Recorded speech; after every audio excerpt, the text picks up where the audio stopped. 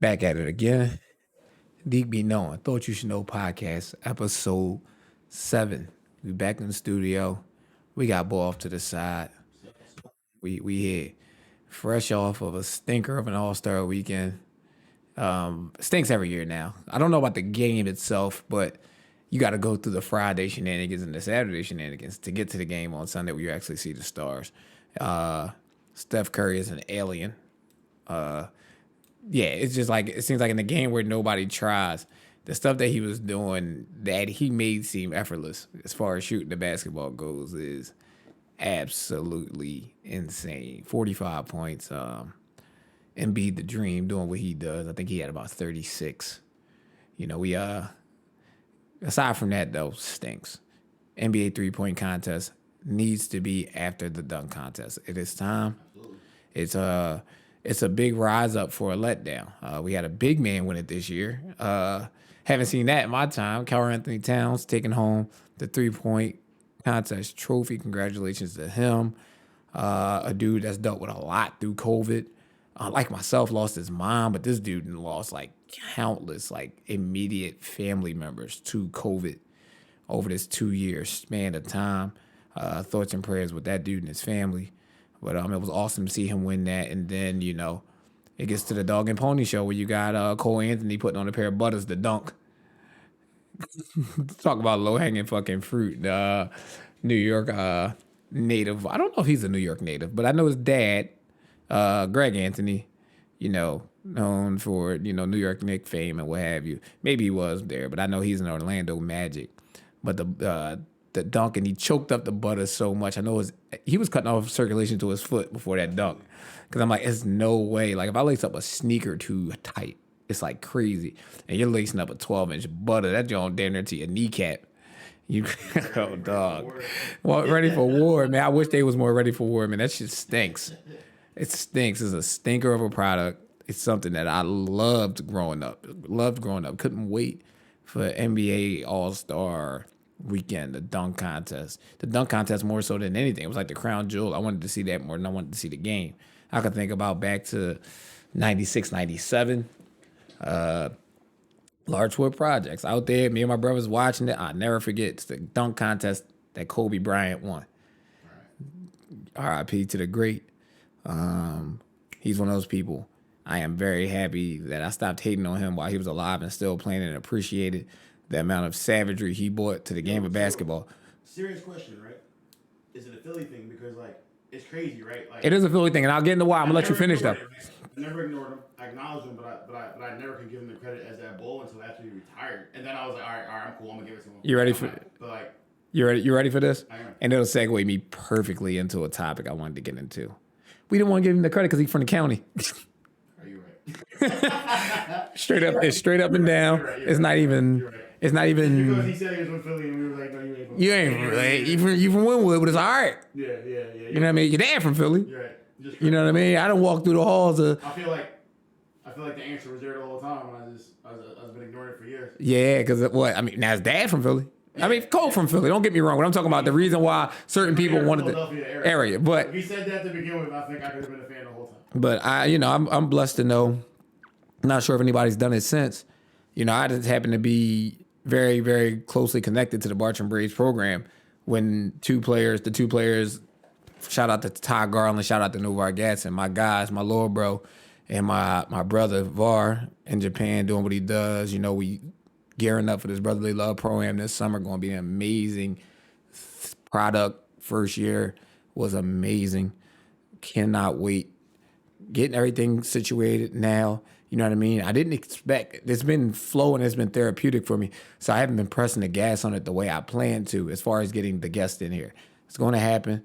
Some of my first guests going to be definitely the founders of the Brotherly Love Pro-Am, getting them in there to talk about what's going on and what's going to unveil this summer in a lot of big ways, man. It's a lot of stuff going on with that, and it's going to be an amazing tradition for years to come.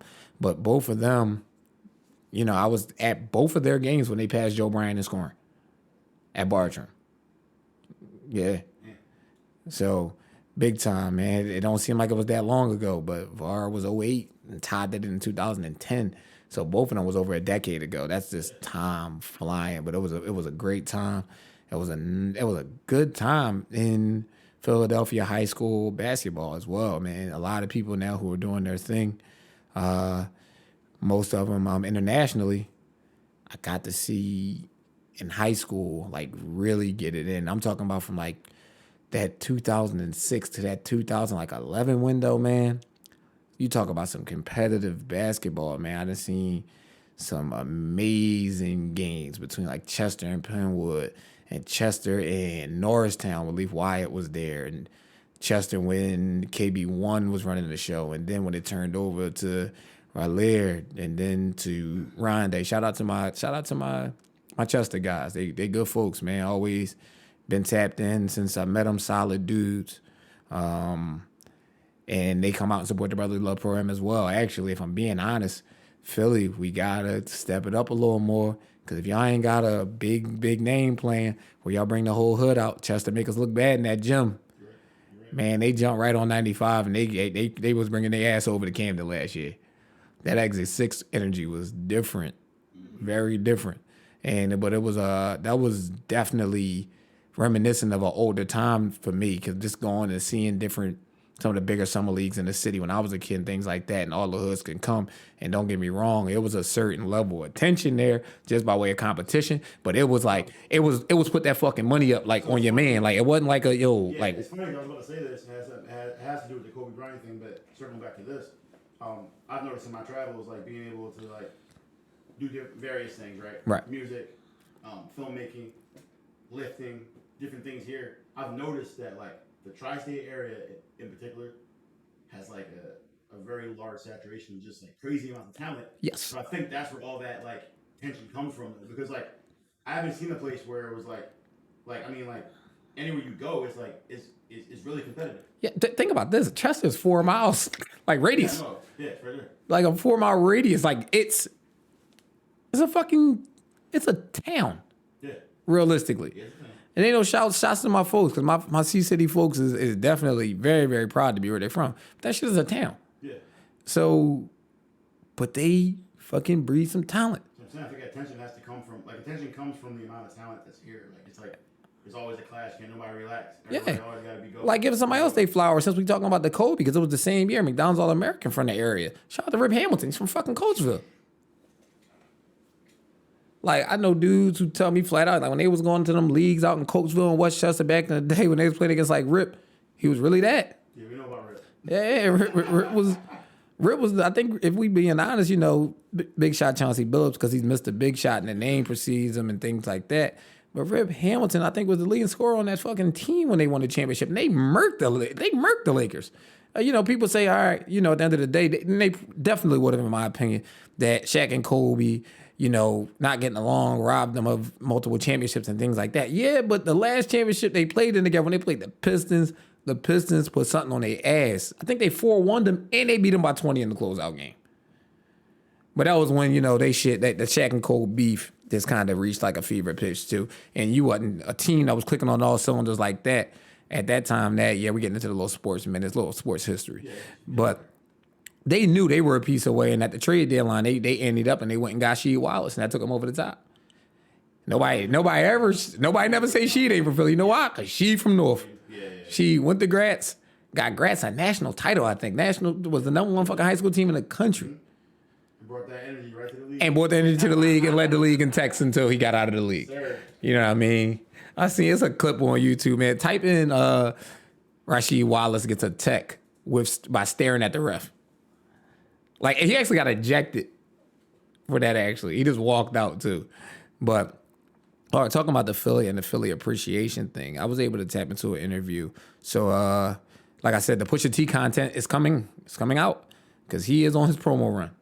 So he did an interview in Philly in his shop, Cream 321, with Gillian Wallow on the $1 Million Game Worth of Game podcast. And, that one interested me a lot because, they're a Philly-based podcast, even though they're the number one pretty much podcast within the social and hip-hop sphere right now.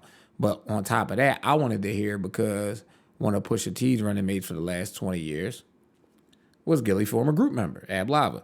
So I knew that Gil and Push Oh yeah, connection. connection is that. And, you know, they got into that early. He said, I've known the man since 99. We've been tapped in really since 99. The first time I met him, Gilly says when he signed his deal in 99, he was just sent to the studio by the label. And they said, we sent him down to Virginia to get in a session with these producers out of Virginia Beach, the Neptunes. And when he showed up for his session, he was in there with the Clips, and they ended up laying something together on a song that Pharrell, of course, did a hook on, and it was the Neptunes beat and things like that.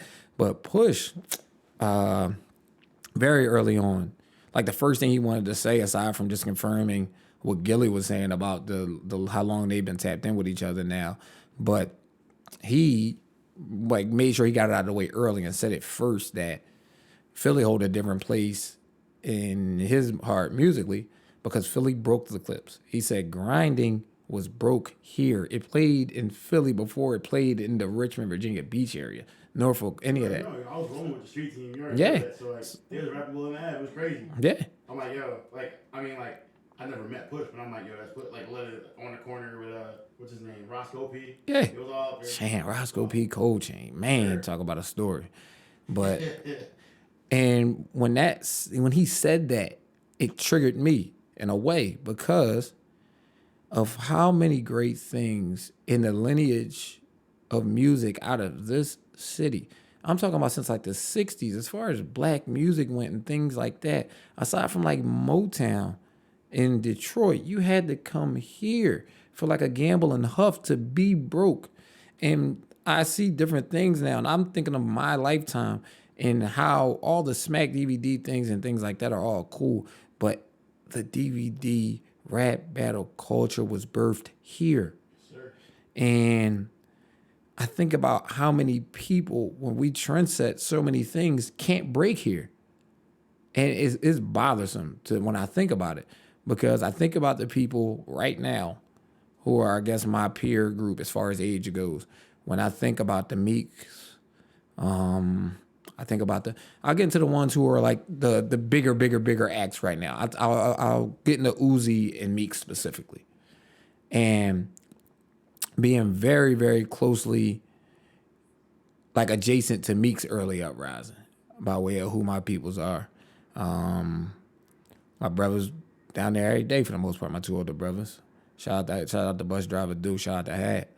But, you know, when I think about when I was going down, if I get my hair cut, if I decided to walk down to 18th Street and I see them and I can, you know, you hear them talking. It might be the day after Young Bob was out there, or it might be the day before he tells them to get ready. I'm coming down South Philly. We going to shoot and all that. And you just see them all out there. You see, at the time, Meek not even as a solo act. You see the Bloodhounds. You see him, Young Pooh.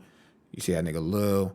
You see Love. Shout out to all of them. You see O'Malley out there and Jeezy and all the faces. A lot of the faces that's still carrying over with him to this day. And I think about the fact that with all that was going on, and you know, now his mixtape run was different. Like, don't get me wrong, that broke him here as a very successful local act. But to break him, it took the Rick Ross affiliations and it took the T.I. affiliations and things like that. It took for Uzi on his time to go down to Atlanta with, luckily, some guys who've entrenched themselves down there for the last 15 to 20 years in DJ Drama and Don Cannon to be broke down there. And it's the Philly Too Cool Joe culture shit really, really fucks us over. Like, Joe don't exist nowhere but here. And for my people who aren't Philadelphians, when we speak of the word Joe familiar, just like, yo, you just being too. Like, you being a little too much. And I don't want to say like this in Philly, it don't take too much to be saying you doing too much. Like, if you ain't just playing it super fucking cool, you're doing the most. And it's discouraging because it really doesn't, if you're not like an alpha personality or a real A personality like myself, you ain't never just going to let out and be you. It's true.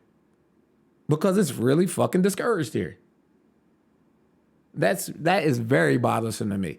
Because if that weren't the case, man, it's so many people with so many talents. I only spoke about the music ones because the hip hop culture ones, and these guys are very recognizable being from here.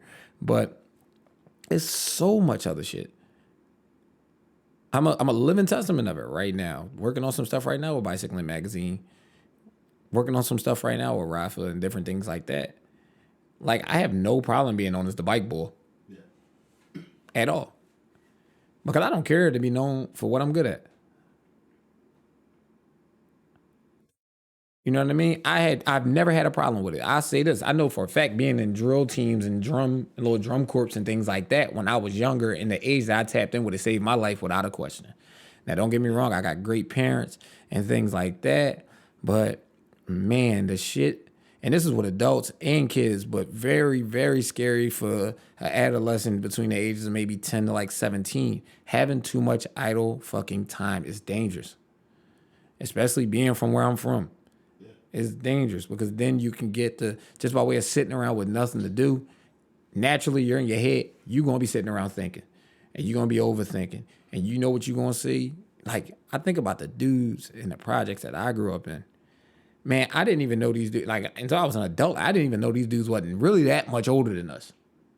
Yeah. Not realistically, the way that the cars that they was pulling up in, and we talking about dudes that was 15 to 18, bust down rollies, all of that, the things that people aspiring towards now by way of influencers showing you they fake ass watches and things like that. But nonetheless, just when you seeing that, and if you're really, you don't know, like kids are easily influenced. I will really, how can I say this? I don't want to keep giving myself too much credit to my own horn in this regard, but they weren't the guys I looked up to. So those things didn't cause me to overthink. Let's unpack it for a second, right? So, growing up in the same area, right? Right. It's wild because being in the same area but in different areas, right? Yeah, and that's super crazy. To clarify what he's saying, so it was very, very weird. The project I grew up in was at that time in the middle of a middle class suburb. It was, I don't know, like this shit was a sociological experiment. Matter of fact, I don't think it was like military based shit. Yeah, it's military. It was a military based housing until it became a housing project. I'm assuming because it was so close to the airport and the part of Southwest that it's in, really, you have direct access to 76 and 95. So it was like a lot of different things around that. So, but when it turned into that, it turned over into that. I'm saying, like, so there's a lot of overlap in the people that we know, right? And it's wild because, like, growing up, right? About the idle time shit, like, since day one, I was always, like, on my own shit. Like, I mean, niggas would chop me up. Like, they would chop me up, right? But at the same time, right? You live with the criticism people, if you're comfortable with yourself. Right? Out here in the street, the same bulls, the bust down rolls, just like, yo, keep doing what you're doing, Scott. Yo, we see what you're doing. Like, you out here, like, trying to make dreams come true. Like keep doing it. Like, if you need something, let me know. Otherwise, get the fuck out the street. Yep. Like, so, I mean, so it's like a weird economy there. Man, I didn't realize certain shit was like traumatic shit until I went to therapy. Yeah. And I don't know if it even triggered me. It was just my therapist saying that ain't normal. Like, I won't get into... I don't think anyone in our area grew up normal. Yeah. Like, I think about certain shit and it's just probably so highlighted to me now just based off, the amount of innocent shootings and things of that nature. Like, I remember at a very young age being told, yo, Deeq, go in the house. Yeah. I don't know. I ain't asked why. And it wasn't said like in a panic or anything. No. Yeah, go on now. I mean, direct, right? Out there balling, trying to get a run. Go home. Boy be like, yo, I'll be right back. Old head be like, yo, Scott, go home. I'm like, it wasn't even a conversation. And these dudes were serious about what was going on. And not too long. I mean, I won't speak on all the things that could have happened. I mean, that have happened once those things were said, but just knowing it was a different type of time because I know that kids had to be raised different back then to even just listen and not question. Yeah, absolutely. You know what I mean? Kids are now taught to be so critical and question everything. Yo, I understand that you want these kids to, because questioning leads to a person explaining some things to get further understanding. But certain shit you don't need that much understanding of. You just need to do what is said because those seconds can cost you or someone else their life or cost someone else their job and just things like that because you just have no listening skills. Like kids are not being taught listening skills at all. Even in the case of conversation, when listening, they are listening to arm themselves to rebut. That is not that is not conducive to us, progressing forward as a society or communities and what have you, and being cohesive. I'm gonna talk about cohesion a lot because when I've got things going together, I want things to be moving smoothly. Yeah. So, but all in all, just not being able to fully embrace each other and push each other enough that people think this just exposing somebody is overexposure if you're doing it. It's really a weird concept. And just knowing that, everybody, all right, everybody not going to eat because everybody ain't willing to put in the work to eat. Now, I'll say that because you can say everybody eats, but, that's very cliche because everybody ain't willing to put in the work to be great. But if a motherfucker is willing to put in the work to be great and y'all ain't got no bad blood and y'all got actually some familiarity with each other, big each other up. Shout out to the realest podcast ever. I love what they about to do. They about to go on tour. I'll be at one of the stops, at least one of the stops. I think they're heading to New York, Charlotte, D.C., Wilmington, Delaware, and trying to incorporate something Philadelphia related within that. But it takes nothing for me to post that. You know why? Because they're my personal homies. That's one. And two, I know if I have a listener, I have a viewership with this, and that's another podcast that I know is good. I want people to listen. I want people to know what I'm listening to. You know what I mean? At the end of the day, I ain't gonna lie. I have no problem promoting what I'm listening to because usually if I'm listening to something and you're able to retain me as a listener, there's something of substance in it. And I was happy to see that the other day, they just wanted to shout out to C Diddy, shout out to Chad. Just posted the other day and went the extra mile. Like made sure you armed the link so that you can just click in his story and get to the page. And it was love. I'm loving the reception that we getting with different things. Definitely going rate and review. It's that time. I'm gonna push that now. Go rate and review. You remember I mean, on the same topic, right? Like back in the day, it was like you put somebody on, you find a movie, video game, song, you're like, yo, I got a song for you, right? Mm-hmm. Now everybody be on some like, oh, that's the plug, I can't even. I can't even. I think that's where that mentality came from though. Like we got so guarded with like our own personal stuff. Yeah. We got to a point where like we don't even want to put nobody on. We want to hold it for ourselves. We want to hoard everything. Because motherfuckers, people be so insecure in they shit. They feel like if they bring somebody to the plug, and I'm talking about somebody who they vetted and know is ready for this or is built for this and things like that, they think if they impress said person more, that they're going to lose their spot. And it's like, yo, what do y'all have to do? What does that have to do with anything? Yeah, you're right. Listen, he ain't you and you ain't him. You're right. If y'all both still doing the same thing right now, and I don't care what game it's in, and it ain't intersecting now and hurting you in no way, why would it hurt you then?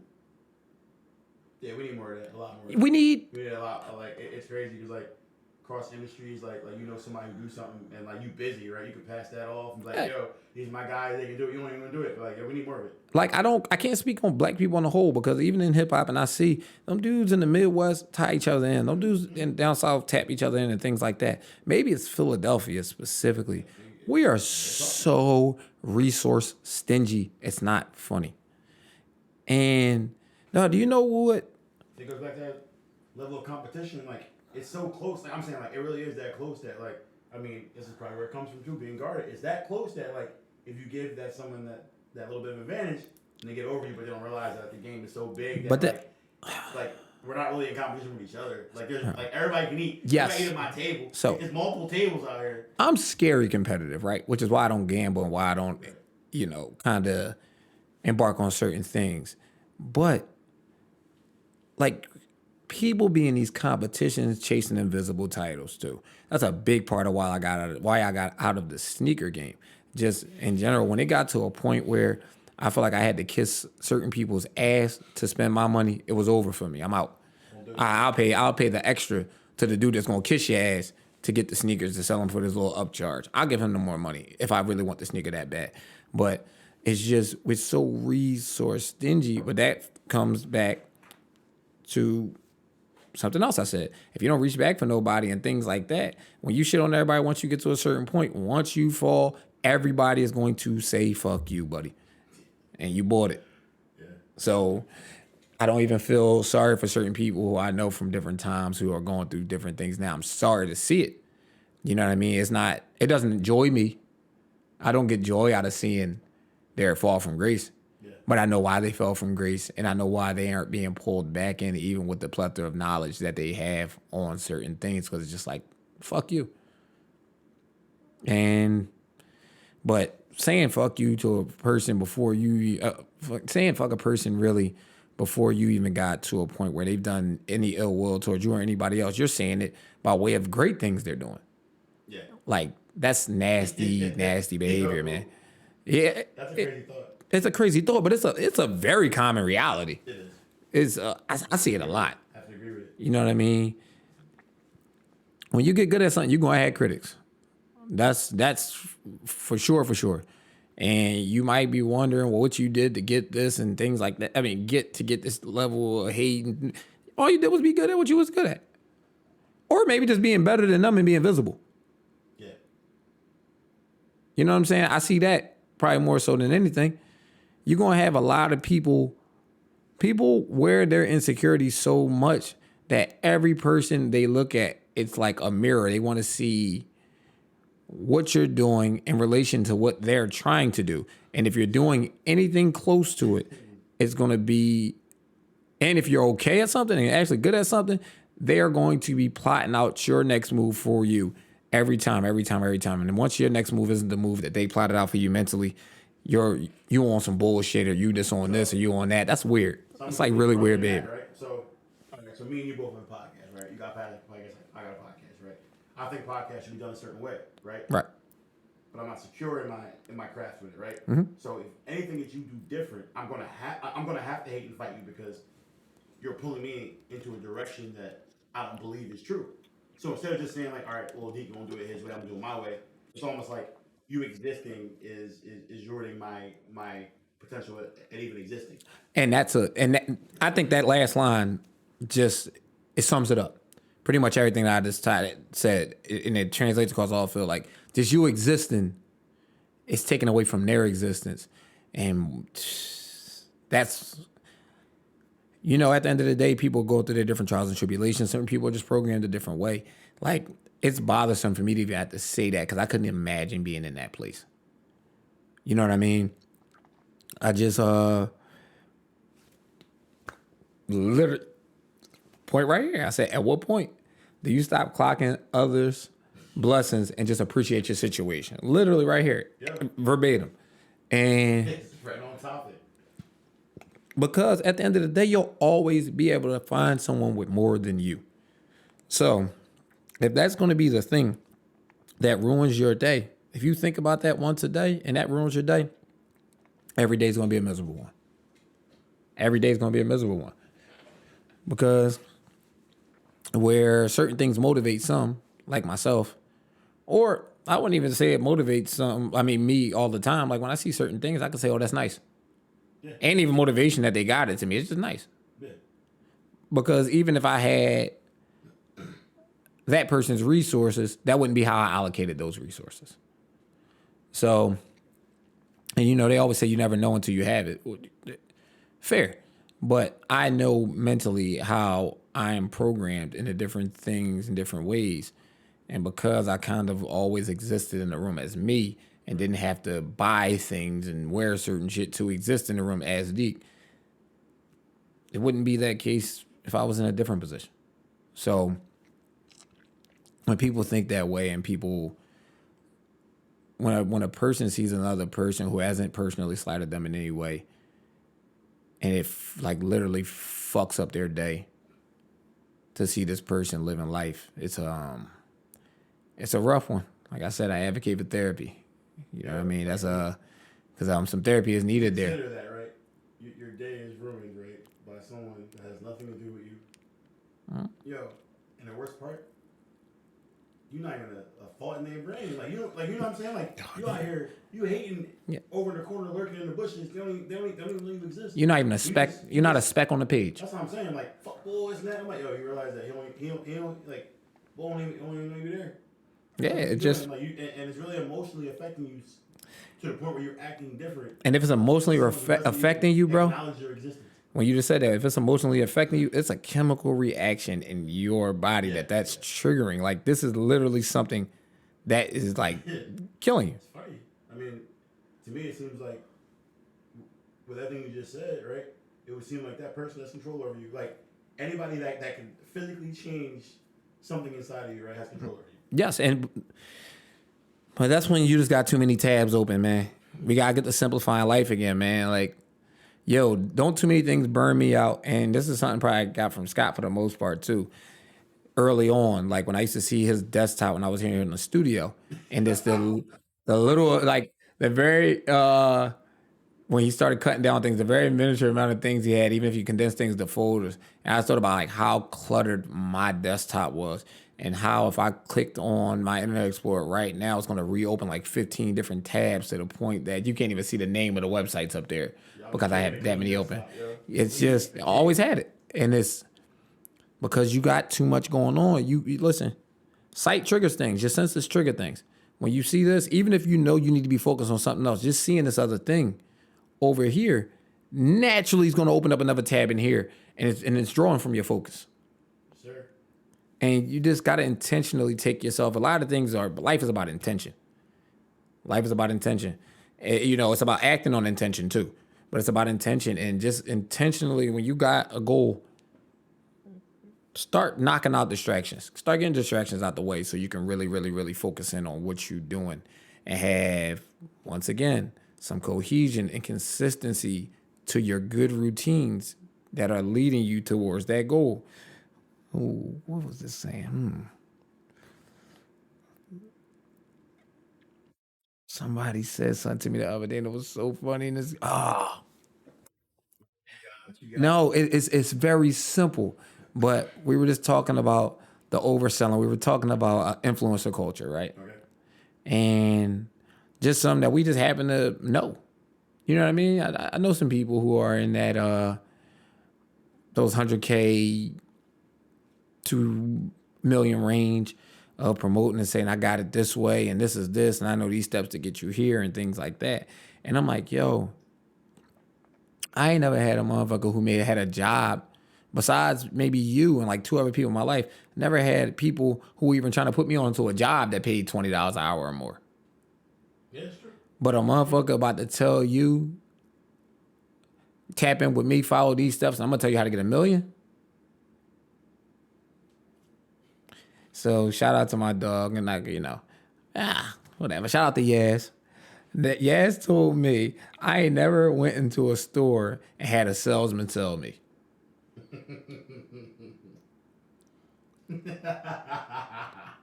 And I'm just like, when you gotta beat down the door to get a person. All right, I was always part of the train of thought that if it looks too good to be true, it usually is. Oh yeah, I mean, can't argue that one at all. So when people are putting on these, like a person gets dressed to do pretty much an infomercial on their joint to tell you how they living and all of this things and how you should be living the same way, and they gonna tell you how.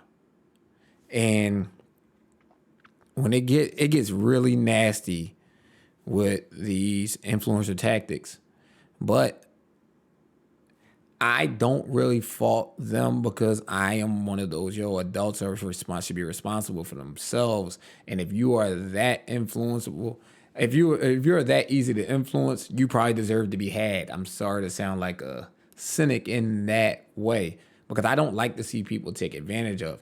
But certain shit like they're doing the bare like they're not even it's low hanging fruit like advertising. Like this shit isn't even really convincing. But you see the car and you see the shirt, and it's enough for you to invest $1,000 to have a sit down with this person, and that's on the low end. No lie. That's on the real low end. Now, all these people are not scammers. You know what's wild though? Like that whole process. I understand how it works, but like it started when we were kids, right? Like you got the commercials that came on during the cartoons, like yo, I have to go do this, right? It started with that, right? But like at some point, and I know you did the same. we stopped watching TV, pulled out the box, different devices to watch what we wanted to watch, when we wanted to watch it.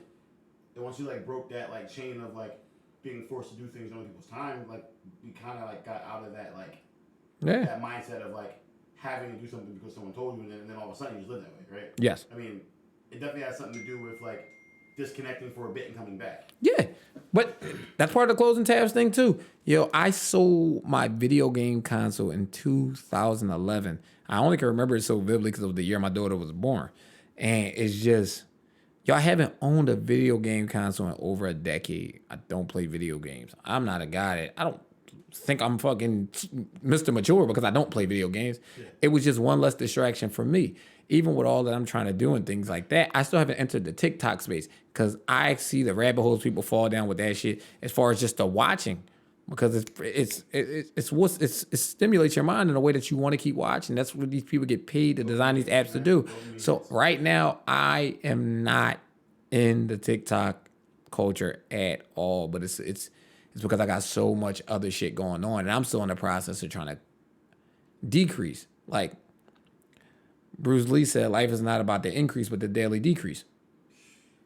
You dropped the Bruce. Hey, listen, man. This man just dropped. All right. Okay. It's one of the most.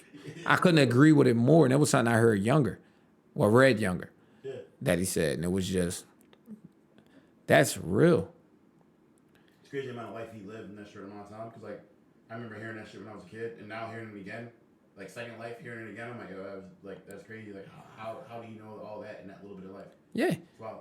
Listen, I'm a person that likes to do a lot of things, but on the whole, and I like a lot of things, but on the whole, I am very minimalistic because I have a very simple mindset, and because I have a very simple mindset, I get to shit a lot. I get shit done a lot quicker.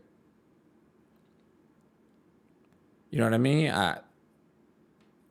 The cycling thing, the things that I've accomplished in 2 years, and then I'm still doing different things now, but it's because I am very to the point. I am a simple person. Like, it ain't really much to overread with me. You know what I'm saying? I am who I am in the room. I give you who I am early, so I give you the choice early to see if I'm a person that you're even interested in dealing in. I'm that level of transparent.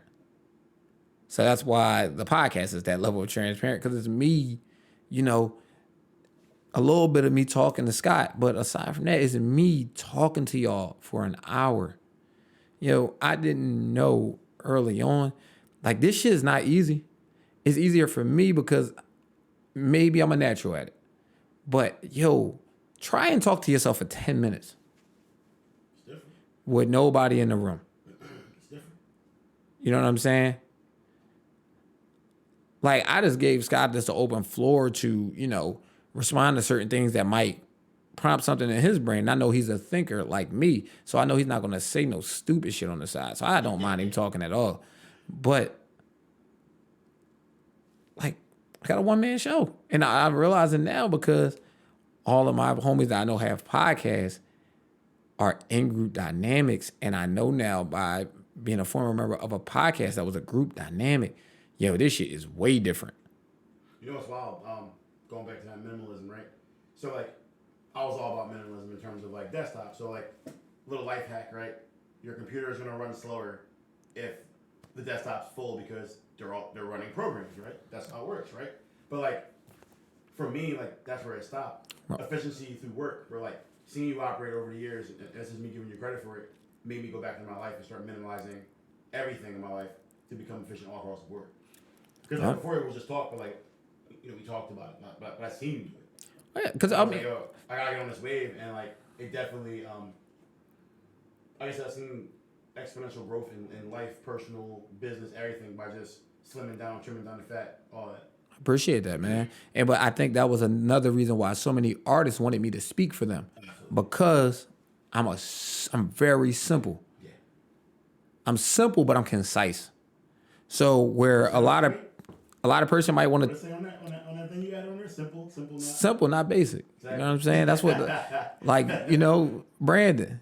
You know, at the end of the day, y'all see that's stamped when you watch this video. When you watch this on YouTube, it's as simple but not basic. Mm-hmm. at the end of the day, some people, we talked about mastery on like the second episode. Like at the end of the day, like when we learn process that used to take us some considerable amounts of time now are like this. You know why? Because we have a true mastery of said thing. So I can do it simple, very simple. Yo, go watch. You don't even gotta. I'm not even gonna tell you to watch a whole. Watch some highlights of some pro golfers driving a golf ball off of a tee, and then take your ass to Top Golf and see how easy it's not. Like that is mastery, true mastery. But mastery comes by way of repetition and consistency. So I was always a person who probably did a good deal of like. All right, so everybody has their processes. I use my notes a lot. But to save time, I started doing this maybe in 2016, 2015, when I really started utilizing the Notes app in my phone. And they added the feature. I started voice transcribing things because I am a much better speaker than a writer, something that I'm working on now because now I'm working on some things writing related. Excuse me. But I used to voice transcribe my notes. So I have paragraphs and paragraphs of notes that I would go back and just edit because, maybe I heard a word or two wrong, but you can just tell by the context of what the word was, and I would go back and just edit. So when I read it over, I didn't want it to be like, oh, yeah, I know what I said, though, so I ain't even got enough. Get the typo out of there, too. So, but by way of doing that, I've kind of just been talking to myself for years. So, but that was my process. Yo, but that thing there, getting into doing that for now, the better part of the last 6 years, damn, is that shit a hindrance when you're trying to write something? Oh yeah. Like it's wild because writing structure is different than like a speaking structure. It, in a sense, like I know most speeches are written, but those things they are written for a person to speak those words, not for a reader to be viewing those words. You're right. So what's funny about that? So like right now, like for me to even say this, right? Producer, did a lot of producing work, dealt with a lot of rappers, singers, whatever, right? Didn't write lyrics. I'll make some beats, you know what I mean? Right. Help them out. Help them out. Maybe a Right? reference for a My chorus job or right now something. is an actual job. Right. Like obviously, like can't like ever you can never read that. But I'm saying like I can just dump and write like 100 pages of a script, right? Like how my brain thinks, and then I have to go back and actually write it for consumption. Yeah, because when you write it for how you think, naturally it's going to have your likes and more. The thing that's probably more detrimental than that is that it's going to have your biases too. Well, is that, but also like it's almost like trying to write with the finished result, like through the filter of a finished result. Because like how my brain works, I'm a finisher. Yeah. So like if I'm trying to write for the end result, but I don't know what the end result is, I just get stuck with a pencil in my hand or a pen in my hand, and I can't even start because like I'm looking at the finish line, right? And I'm not even at the starting line. It's such a weird thing. Yeah, so I'm right now in the process of trying to write and contribute, which will be my first published piece of work if it works out. I won't speak into it, but making I'm trying to be a contributor to a national magazine. Put it in the universe, man. That's it. Put it out Yeah. in the universe. Well, it's in motion already. No, It's I'm on me. saying, like, But what the you said, fucking writer's block. Shit. And I'm talking about like what the finish line is. Like I have a word goal that was given to me. Like we need this amount of words, and it's probably them asking me for more than they're going to use because this is going to be edited by a professional editor. I get all of that, but dog, I'm like 40 words away, and it's kicking my ass. But it's also a first time too, so I'm embracing the. I don't know if it's difficulty level, but just how difficult it's been for me, because I guess I didn't realize it until this. I pride myself in being a natural at so much shit, and it's like, yo, this is something I really got to try to do. Yeah. It's kicking ass right now. It's kicking my ass. I ain't even gonna sit here and lie. I'm like, dog. You say it with a smile on your face. Yeah, because dog, it really like. Because like, yo, not many people can say that. Like something kicking their ass or a smart like that. I ain't gonna sit here and lie. And that shit is the competitor will come out and you gonna finish. yeah, and it's stressful. Like it's stressful as shit. I ain't gonna sit here and belittle it in that way. But it's just like, yo, I pride myself in a person that tries a lot, right? But I don't try a lot of shit publicly that I don't thrive in. Like by the time y'all see it, I'm kind of already kicking ass in it. Yeah. This ain't the first podcast. Yeah, this ain't the shit. And we being technical is my third. Yeah, third podcast. But it's just y'all not getting this thing. I told you the product you put out there is your life. And the parts of my life that I'm allowing y'all to see, I'm not allowing y'all to see the bullshit. Or, you know, by the time I start showing you the work, it's because the work has been documented because I'm already seeing fruits of the labor. Nice. And, you know, maybe that's just me, my way of reaching back to show somebody, yo, this is where I fucking started at. Don't get too confused by what it is now. You know what I'm saying? Speaking of products being put out there in the world and legacy, this past weekend, my the actual dance school's 7th consecutive Bella Ballerina Dance Academy father-daughter dance always falls the weekend after Valentine's Day or the weekend that corresponds with the week of Valentine's Day, man. 7 straight years. Wouldn't miss it for the world. Love to see the growth in that program. But more so the growth in my daughter specifically. I remember the very first one vividly. My daughter was 3-4 years old, just wanted to sit there. She had her little Cinderella dress on over her clothes, little costume dress. Didn't want to do anything, just wanted to hide in the back. And, you know, the other day, you know, the only person that can make me be a fool publicly is her. And just for everything that they were asking volunteers for, she would throw up her hand and grab my hand and throw up my hand too. Yeah, because my kid kick ass, and it's great to see, man. And my kid went from being one of the shyest kids I ever met to one of the most competitive kids I know. I'm like, it's really my kid. Like it's a blessing. Every year, I'm happy to share the camaraderie with, you know, some of the dads that came in when my baby came in, and I done seen them every year. More importantly than that, I love to see the new dads every year. I like to see the new dads of the younger kids, specifically like their kids who just were able to get into the dance school. Like they in there with the 3 and 4 year olds, because I remember that, and mine will be 11 this year. But it's amazing to watch. It's one of them things. It's one of them things I look forward to every year. It's so funny because this is how nonchalant kids are in this day and age, right? Got a text from my daughter like a month and a half ago. Dad, do you have it? This is how stuff goes. Very vague and ominous. Just too cool shit, right? Already at 10. Got the text. Dad, do you work on February 19th? I do, but what's up? No, and it's okay. Don't ask me how I just let that slide, but I did, right? I ain't think nothing of it. I see the next day on the group page on Facebook for the dance school parents, the flyer for the fucking dance, and I see February 19th on it. So I'm slightly offended. I text her. I'm like, oh, you text me to ask like, was I available for the dance? She's like, yeah, but if you got to work, it's okay. I'm like, I'll call out of work. It's all right. Yeah. I'll be there. Okay, all right. If you ain't go, I was gonna ask Pop. I'm like, no, I'll be there. Yeah. But how too cool and nonchalant she was about the fact that I said I had to work that day and just chalked me. It's like, wait, I'm hurt. Drops coming soon, man. But it was just funny, man, because it's like too cool, man. But it's amazing to see the maturation of things that you've seen from the start, and being a part of the first one. I don't think she ignore the difference of support like makes in life, right?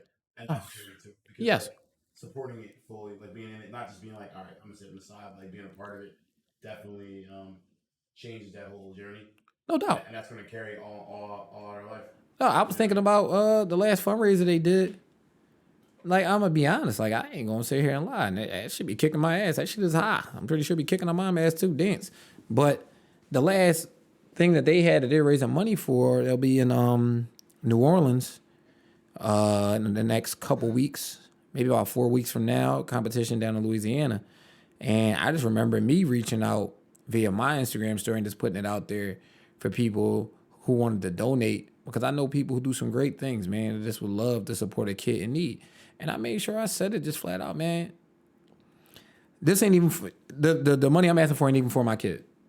She's fine. Her actual support system, she is blessed to have, and she'll be taken care of. But I don't know everybody's situation. And I know it's a lot of kids in that school, and I know it's a lot of people who probably aren't as fortunate to have the resources that my daughter has. And I just told people, yo, man, if you want to donate, donate. So that's legacy right there.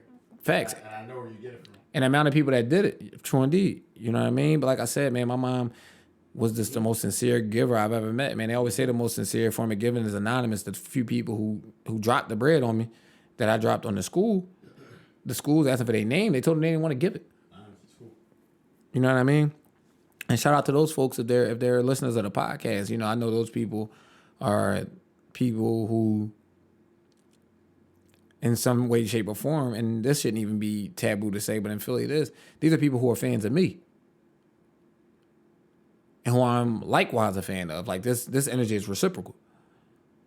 And just to see people have that level of selflessness or that level of wherewithal to know that they're investing in the future of their people, to go about it in that way is commendable, it's honorable, and I'm appreciative. I'm appreciative to anybody who answers the call when I put the call out, because I don't put the call out for much shit. You know what I mean? In a foolish pride manner, a lot of shit I done fell on my face on when I got the resources that I should never really have a problem financial resource-wise. I'm going to be honest.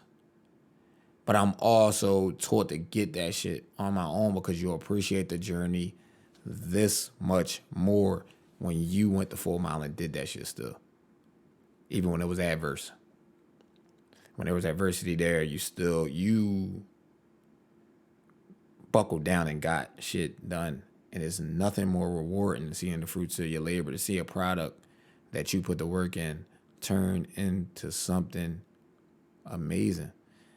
I am on episode 7. This has been an amazing. We're moving. Like I love the DMs. I love the new followers. Just different things like that. I love it all, because this was something that I'm not insecure about much shit. Like I put so much stock into the previous podcast because that shit dropped that guard. Like, one of these days, I am going to put out that first episode that I recorded in 2015 that I haven't listened to since that day. Wasn't too much different than it is right now. That's interesting. But that part. The biggest thing that killed me, I don't know why, as a person that, as far as when I'm in my comfort zones amongst my people, I'm a talker. Listening to your voice on playback, a totally different thing. Oh, yeah. And I'm like, yo, my voice stinks. But it's that self-critical thing and self-analyzation. And as long as you're going to go a certain way about, making that thing, if you want to fix that thing, fix it. If you really feel it's a problem, then why not? One of the things that I am like very conscious of now, 7 episodes in, is speaking slower. Yeah. Because this is the blessing and curse of being a person that's big on small talk. I try and get conversations over as quick as possible so I can get to it. Like, the difference between somebody who talks fast because they're an action person or a person fast talking you. I have never been labeled a fast talker ever. Like, not in a literal sense. As a person is like, I'm speaking quickly because I'm trying to speak over people's heads to get one over on them. Never been confused with that ever. But just reflecting on self. If you really, like I said, man, really start tapping in. And if you feel like you can't do it on your own, seek out some resources. Seek out maybe a career coach. Seek out maybe a life coach. You know what I'm saying? Don't let these stigmas that have been placed on us, like going to get help is weak. That's weird. It is weird to say that you can't get help. to get to somewhere you ain't never been. Mm-hmm. It's the dumbest shit ever.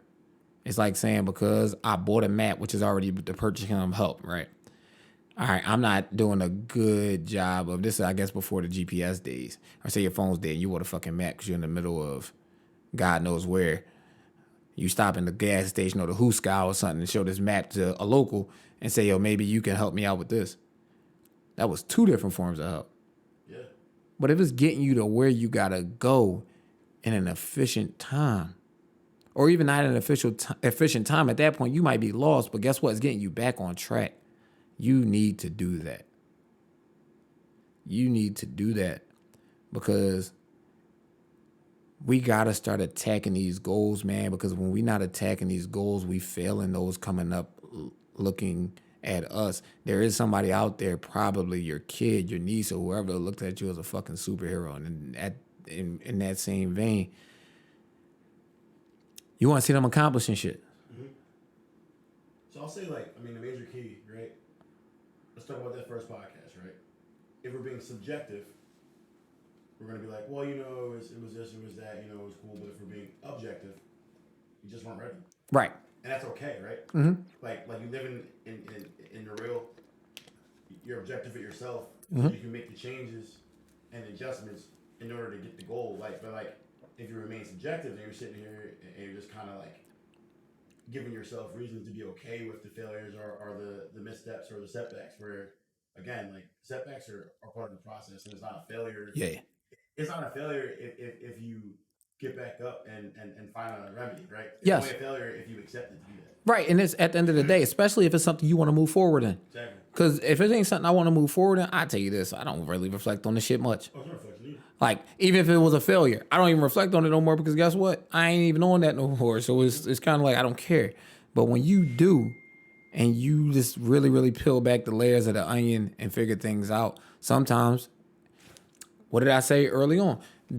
When you realize, sometimes you're just going to realize, yo, this wasn't the time. Yeah. And that could be for a fucking plethora of reasons. You're mentally not in the right space. It might not physically be the right place. Your energy just isn't right. Or someone else's energy that you might be working with at times, energy is not right. Whatever the case might be. But you figured the shit out. But